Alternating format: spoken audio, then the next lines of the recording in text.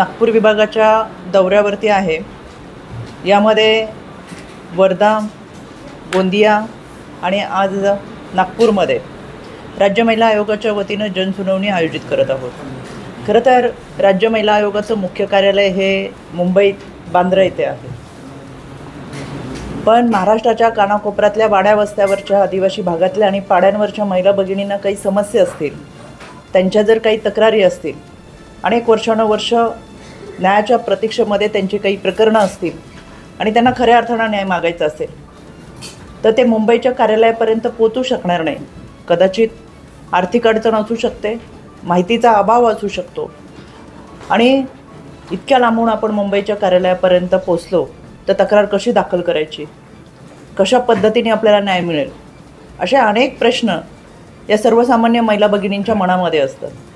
म्हणून गेली 4 वर्षापासून राज्य महिला आयोगाच्या वतीनं प्रत्येक जिल्ह्याच्या ठिकाणी जनसुनावणीचे आयोजन केलं। संपूर्ण महाराष्ट्रामध्ये फिरत असताना खरं तर जागच्या जागी या तक्रारींचा न्यायनिवाडा व्हावा, निपटारा व्हावा आणि या महिला भगिनींना न्याय मिळावा। मग तो विधी सेवा प्राधिकरणाचा असेल, तो भरोसा असेलचा असेल, तो वन स्टॉप सेंटरचा असेल किंवा तो पोलीस स्टेशनमधल्या एखाद्या तक्रारचा असेल, या सगळ्यांमध्ये एकाच व्यासपीठावरती हे सर्व उपस्थित राहत या महिला भगिनींना न्याय देतात। आणि मला एका गोष्टीचं समाधान आहे, खरं तर संपूर्ण महाराष्ट्रामधून आमच्या राज्य महिला आयोगाला मोठ्या प्रमाणात तक्रारी येत असतात, पण नागपूरमध्ये स्वतःच माननीय मुख्यमंत्री महोदय आणि गृहमंत्रीची जबाबदारी अतिशय सतर्कपणे निभावत असल्यामुळे आमच्याकडे नागपूर विभागाच्या फारशा तक्रारी नाही। दुसरी गोष्ट, आमचे समन्वयक जे आयोगाच्या माध्यमातून काम करतात, आमचा जिल्हा महिला बालविकास विभाग असेल, वन स्टॉप सेंटर्स असेल आणि याबरोबरच भरोसा असेल, अतिशय चांगल्या पद्धतीने काम या भागामध्ये करतात। वन स्टॉप सेंटरचं मी मनापासून कौतुक करेल। या वन स्टॉप सेंटरच्या माध्यमातून त्या ठिकाणी ज्या तक्रारदार येतात त्यांच्या अगदी 5 दिवसाची ती 10 दिवसापर्यंतची निवाऱ्याची व्यवस्थासुद्धा केली जाते।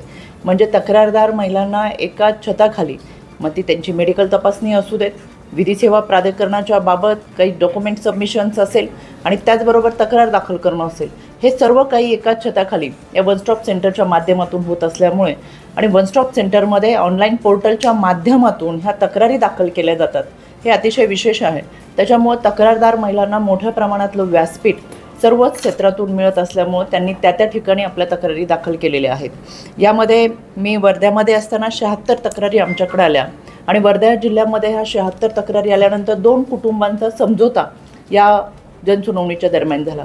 खरं तर आत्ता मी आपल्याकडे येण्यापूर्वी 5 मिनिटापूर्वीच बातमी वाचली की घटस्फोटाच्या प्रमाणाबाबत महाराष्ट्र हा देशात पहिल्या क्रमांकावर आला आहे। खरं तर एक पुरोगामी विचाराचा महाराष्ट्र म्हणून आपली ओळख ही देशभरामध्ये तर आहेच, पण हिंदू विवाह कायदा आणि या लग्न संस्था या माध्यमातून आपण खरं तर देशामध्ये एक आदर्श घालून देण्याचा प्रयत्न कायम करत असतो। पण ही बातमी वाचल्यानंतर मला अस्वस्थ वाटतं आहे की आज महाराष्ट्र हा देशात जर घटस्फोटाच्या बाबत पहिल्या क्रमांकावर असेल तर याचाच अर्थ आहे की आम्ही समुपदेशनाला कुठेतरी कमी पडतो आहे। गेल्या अनेक महिन्यांपासून राज्य महिला आयोगाच्या वतीनं आम्ही राज्य शासनाला शिफारस केलेली आहे आणि त्या धर्तीवरती आता 10 प्री मॅरेज काउन्सिलिंग सेंटर हे महाराष्ट्रात सुरू झालेले आहेत, पण हे प्रायोगिक तत्त्वावरती आहेत, ज्याचा खरा उपयोग आता आपल्याला या हे जे बातम्या पाहिल्या ते लक्षात येते की आपल्याला प्री मॅरेज काउन्सिलिंगची किती गरज आहे।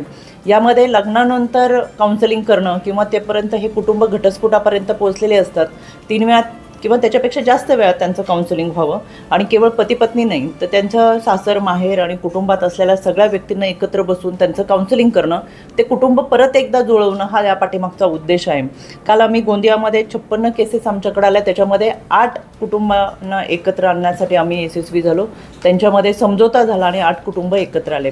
खरं तर कुटुंब हा समाजाचा पाया आहे आणि ही कुटुंब व्यवस्थित राहिली पाहिजेत। ज्यावेळेस घटस्फोट होतो त्यावेळेस केवळ त्या पती पत्नीचा होतो असं नाही, तर त्या कुटुंबामध्ये असलेल्या मुलांचं आयुष्य जास्त उद्ध्वस्त होतं।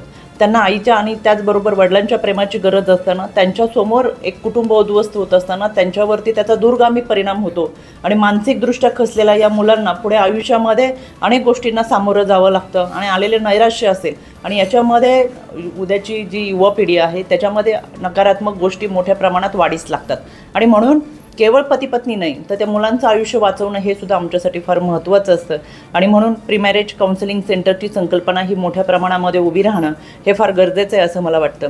आज माझ्या समवेत सन्माननीय जिल्हाधिकारी आहेत, सन्माननीय पोलीस अधीक्षक आहेत, CO आहेत, जिल्हा महिला बालविकास विभाग आहेत, सर्व अधिकारी आजच्या या जनसुनावणीला आहेत. एकंदरच तुमच्या लक्षात येत असेल की त्यांनासुद्धा या सगळ्या गोष्टींचं प्रचंड मोठ्या प्रमाणातलं गांभीर्य आहे.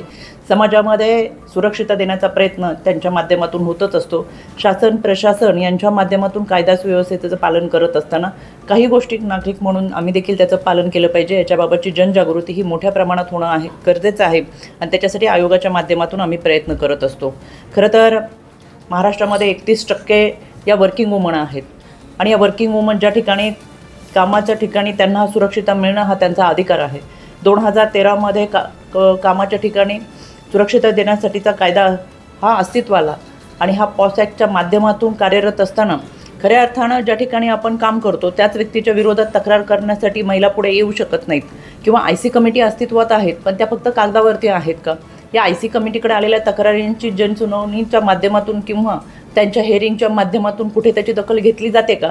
या सगळ्या गोष्टींचा तपास होणं फार गरजेचं आहे आणि म्हणून ज्या पद्धतीने शॉपॅक लायसन हे 3 वर्षांनी आपण रिन्यू करत असतो पण कोणत्याही पद्धतीच्या IC कमिटीचं रिन्युएशनची आत्तापर्यंतची शासन निर्णय प्रक्रिया नव्हती.